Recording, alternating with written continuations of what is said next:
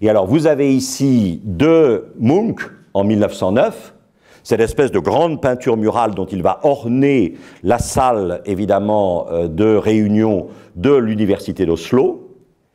Ça, c'est 1909. Et vous voyez, c'est très intéressant parce que ça, c'est 1908, à un moment où le soleil est un attribut de l'image. Alors que, évidemment, dans ce que nous venons de voir, le soleil devient la figure centrale de l'image.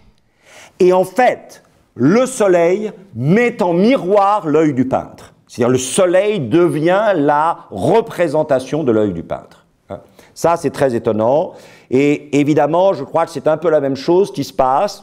Ai-je besoin de signaler qu'il s'agit ici d'Impression Soleil Levant, 1872, le tableau qui fait la fortune, bien sûr, du musée Marmottan, entre autres, où le soleil, vous le voyez, on n'arrive pas très bien à savoir si ce qui fascine le plus Monet, c'est le soleil limité à cette espèce de circonférence ferme, ou au contraire la dilution du feu du soleil sur l'eau, effectivement, de la Seine. Et on voit effectivement comment, dans Le Soleil couchant sur la Seine à Lavacourt, effet d'hiver 1880, Monet se lance dans une série de variations sur le soleil, car ce qui compte, c'est pas tant le port du Havre qui a servi de cadre à Impression Soleil Levant ou Lavacourt, c'est vraiment le problème du traitement du soleil. Que le soleil soit ici à nouveau en tension entre cette circonférence circonscrite ou au contraire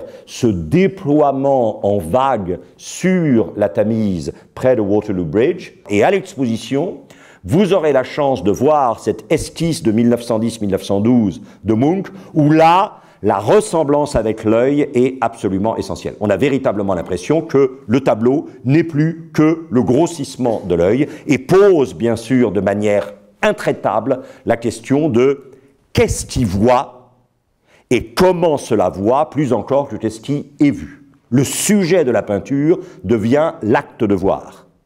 Et c'est clair, si vous voulez, que tout l'art qu'on appelle l'art contemporain est hanté de cette réflexivité.